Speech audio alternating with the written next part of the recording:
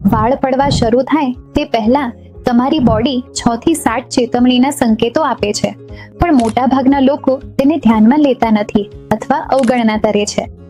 વાળ સંશોધન અનુસાર જ્યારે તમને સ્પષ્ટ રીતે વાળ પાતળા થવા લાગે છે ત્યારે તમે પહેલેથી જ 40 થી 50% તમારા વાળ ગુમાવી ચૂક્યા હોય છે. અસલ પ્રશ્ન એ છે કે શું તમે આ સંકેતો ધ્યાનમાં લીધા છે? આ વિડિયો ગંજાપણ વિશે નથી, આ વાળ પડવાના શરૂઆતના રિવર્સિબલ સ્ટેજ વિશે છે. હું ડોક્ટર સમીક્ષા ત્યાગી, કોસ્મેટિક અને વાળ નિષ્ણાત, દિલ્હીથી. આજે હું આ વિષય પર વાત કરીશ. એકવાર તમારા વાળના ફોલિકલ્સ કામ કરવાનું બંધ કરી દે છે તો પછી વાળ બદલવા માટે અથવા વાળ ટ્રાન્સપ્લાન્ટ સિવાય કોઈ વિકલ્પ રહેતો નથી. પણ જો તમારા ફોલિકલ્સ હજી જીવંત છે તો આપણે તેમને શરૂઆતમાં જ પકડી શકીએ છીએ અને તમે તમારા કુદરતી વાળ બચાવી શકો છો, જેના કારણે તમારી વાળની ઘનતા સુધરશે અને આગળ વધતો વાળ પડવાનો પણ નિયંત્રણમાં આવશે. અને આ માત્ર મારી જ રાય નથી. ઘણા બધા વાળ સંશોધન અને ક્લિનિક્સ પણ આ જ વાત પર ભાર મૂકે છે કે જો તમે વહેલી તકે નિદાન કરો છો અને વાળ પડવાનું મેનેજ કરો છો તો એ સૌથી સારો ઉપચાર છે. તમારા વાળ માટે વાળ પડવું કોઈ સમસ્યા નથી, એ એક ચેતવણીનું સંકેત છે અને જો તમે તેને વહેલી તકે પકડી શકો તો એ સૌથી સારી વાત છે. હવે જોઈએ કે કયા લક્ષણો છે જે તમને જરૂરથી ખબર હોવા જોઈએ. પહેલું છે વાળ એવરીવેર, એટલે કે તમે જ્યાં પણ જુઓ છો, તમારા આસપાસ, તમારા તકિયે પર, તમારી કાસીમાં, તમારા શાવરમાં, તમારા કપડા પર, તમને દરેક જગ્યાએ વાળ દેખાય છે. હવે થોડું વાળ પડવું તો સામાન્ય છે. ખરેખર રિસર્ચ પણ કહે છે કે જો તમારા 50 થી 200 વાળ રોજ પડે તો એ બિલકુલ સામાન્ય છે. પણ જો આ જ વસ્તુ સતત થઈ રહી છે, દિવસમાં ઘણી વાર થઈ રહી છે, તો એનો અર્થ એ છે કે તમારી વાળની સાયકલ ક્યાંક ખલેલ પામી છે અને એ ક્યાંક શિફ્ટ થઈ ગઈ છે, જેના કારણે તમને ખૂબ વધારે અથવા અતિશય વાળ પડવાનું થઈ રહ્યું છે. રિસર્ચમાં જોવા મળ્યું છે કે ઘણા બધા ફેક્ટર્સ જેમ કે તણાવ, બીમારી, વજન ઘટાડવું, હોર્મોનલ અસંતુલન, આ બધા કારણોસર તમારા વાળની જે પડવાની ફેઝ છે એ વાળ આરામની અવસ્થામાં જવા લાગે છે અને થોડા મહિનાઓ પછી તમે બહુ મોટી માત્રામાં વાળ પડતા અનુભવવા લાગો છો. આ વાળ પડવું શરૂ થઈ જાય છે અને આ વાત સાહિત્ય અનુસાર પણ સંપૂર્ણ રીતે સાબિત થયેલી છે. તો જ્યારે તમે જોઈ રહ્યા છો કે આજે તમારા વાળ પડી રહ્યા છે તો એ પ્રોસેસ હકીકતમાં 2 થી 3 મહિના પહેલા તમારી બોડીમાં ક્યાંક શરૂ થઈ ગઈ હતી. આગળ જે મહત્વપૂર્ણ સંકેત છે એ છે તમારા પાર્ટીશનનો પહોળો થવો. જો તમને લાગે છે કે જ્યાંથી તમે વાળ વિભાજન કરો છો એ પાર્ટીશન બહુ પહોળી થઈ ગઈ છે, આઈનામાં તમારો સ્કેલ્પ બહુ વધારે દેખાવા લાગ્યો છે, અથવા તમે તમારી તાજેતરની ફોટો ચેક કરો છો, તેમાં જે વચ્ચેનો ભાગ છે એ બહુ વધારે પહોળો દેખાય છે, સ્કેલ્પ વધારે દેખાય છે, તો એ તમારા વાળની ઘટતા ઘનતાનો એટલે કે વાળની ડેન્સિટી ઓછી થવાનો શરૂઆતનો સંકેત છે. ખાસ કરીને મહિલાઓમાં હેર સ્ટડીઝ મુજબ ફિમેલ પેટર્ન હેર લોસ બહુ જ ધીમે ધીમે થતો હોય છે અને એ કેન્દ્રીય સ્કેલ્પથી જ શરૂ થાય છે.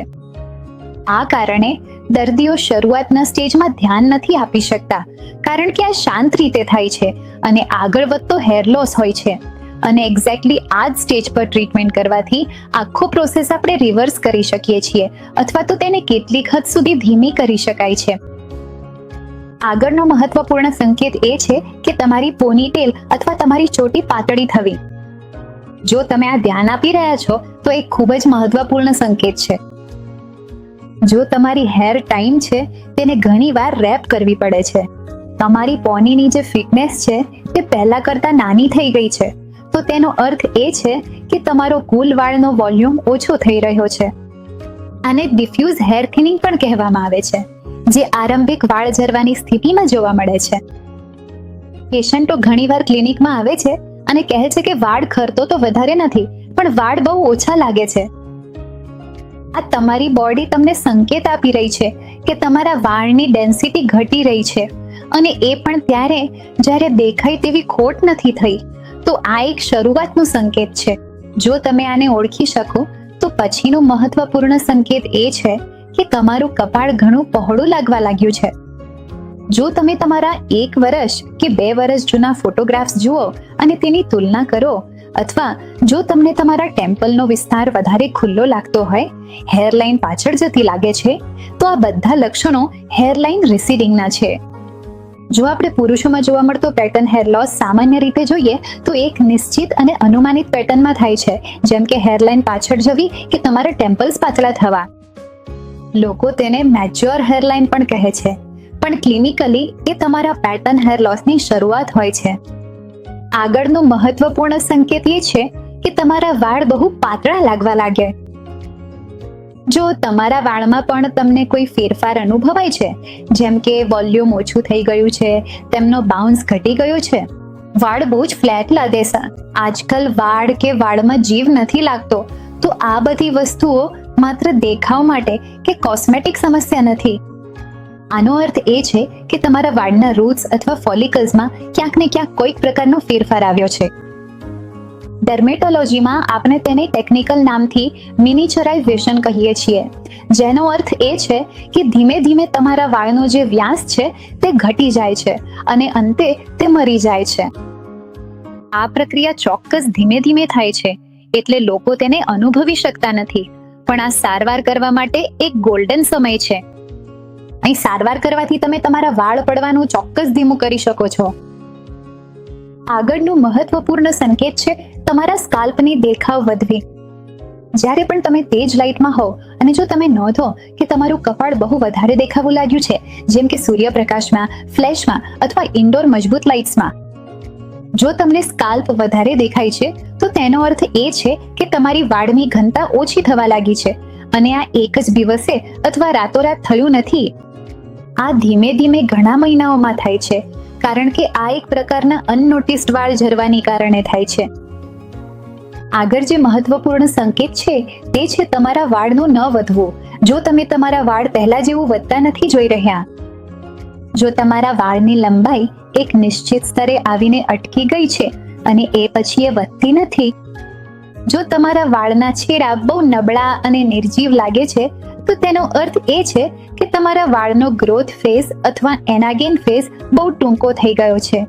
જો આપણે જોઈએ તો સામાન્ય રીતે સ્વસ્થ વાળમાં વાળની વૃદ્ધિનો દર પણ ઘણો સારો હોય છે, અને વાળ જરવાની સ્થિતિમાં વૃદ્ધિનો ફેઝ ટૂંકો થઈ જાય છે. એથી આવી વાળ પાતળા થવું કે વાળ ન વધવું જેવી બધી બાબતો આપણને દેખાય છે. એટલે વાળ પડવું હંમેશા જોરદાર સંકેત નથી. આપણે જે બધા સંકેતો જોયા એ આપણને પ્રારંભિક વાળ ઝરવાની માહિતી આપે છે. સૌથી મહત્વપૂર્ણ સત્ય એ છે કે વાળ ઝરવું એકદમ અચાનક રાતોરાત થતું નથી. જો આપણે સંશોધન પ્રમાણે જોઈએ તો ઘણીવાર વાળ ઝરવાની પ્રક્રિયા થોડા મહિના પહેલા શરૂ થાય છે અને પછી તમે તેને નોંધો છો. એટલે તમારા વાળ ઝરવાના જે પ્રારંભિક સંકેતો છે એ ઓળખવું તમારા માટે વધુ મહત્વપૂર્ણ છે, જેથી તમે તમારા વાળને ઝડપથી પુનઃ પ્રાપ્ત કરી શકો. જો તમે વહેલો પગલું લો તો તમારા વાળના ફોલિકલ્સ અથવા વાળની મૂળ પણ જીવંત હોય છે, અને એ પર સારવાર કરીને તમે તમારા વાળને વધુ ઘણા બનાવી શકો છો અને તેમની ઘનતા સુધારી શકો છો. સારવાર જેવી કે નોક્સી, જે એફટી મંજૂર સારવાર છે, અથવા વાળની બીજી પણ ઘણી સારવાર હોય છે, આ તમારા વાળના વૃદ્ધિ ચક્રને પણ વધુ લાંબુ કરે છે, જેના કારણે તમારા વાળ સારી રીતે વધે છે અને તેમની વૃદ્ધિ પણ વધી જાય છે. પણ તેમાં એક મર્યાદા છે. આ સારવાર માત્ર ત્યારે જ કામ કરે છે જ્યારે તમારા વાળના ફોલિકલ્સ અથવા વાળની મૂળમાં જીવંતતા હોય. જો વાળની મૂળ મરી ગઈ હોય તો પછી આ બધી આરંભિક વાળ પુનઃસ્થાપન સારવાર કામ કરતી નથી. એટલે યાદ રાખો, આરંભિક પગલાં અથવા આરંભિક વાળની સારવાર તમારા વાળ બચાવે છે, અને જો તમે તેમાં મોડું કરી દો તો પછી વાળ બદલાવ અથવા વાળ ટ્રાન્સપ્લાન્ટ જ એકમાત્ર વિકલ્પ બચે છે. તો તમને શું કરવું જોઈએ? જો આજે તમે આમાંથી કોઈ પણ 33 સંકેતો જોઈ રહ્યા છો તો પેનિક ન કરો, પણ તેમને અવગણશો નહીં. રેન્ડમ ઉપાય, ઇન્ટરનેટ હેક્સ આ બધાને અવોઇડ કરો, કારણ કે સાચી નિદાનથી જ તમે યોગ્ય સારવાર મેળવી શકો છો અને તમારા વાળને સંપૂર્ણ રીતે ગુમાવવાના પહેલા તેમને પુનઃસ્થાપિત કરી શકો છો. ઘણા લોકો ત્યારે આવે છે જ્યારે પહેલેથી જ ઘણું મોડું થઈ ગયું હોય છે. તેમના વાળની મૂળ નાશ પામી ગઈ હોય છે, વાળ પાતળા થઈ ગયા હોય છે, પણ તમને ત્યાં સુધી પહોંચવા માટે રાહ જોવી નથી. જો તમે તમારો સ્ટેજ સમજવા માંગો છો, તમારા વાળની સ્થિતિ જાણવા માંગો છો, તો નીચે આપેલા લિંક પર ક્લિક કરીને મેસેજ કરો અને આપેલા નંબર પર તમારી તસવીર શેર કરો. અમારી ટીમ તમને વ્યક્તિગત રીતે માર્ગદર્શન આપશે કે તમારા માટે શું શ્રેષ્ઠ છે. યાદ રાખો, વાળ પડવું એ સમસ્યા નથી. વાળ પડવું એ એક આરંભિક ચેતવણી છે. તેને સમયસર ઓળખો અને તેનું યોગ્ય ઈલાજ કરો તો તમે તમારા વાળ ફરીથી ખૂબ સારી રીતે મેળવી શકો છો.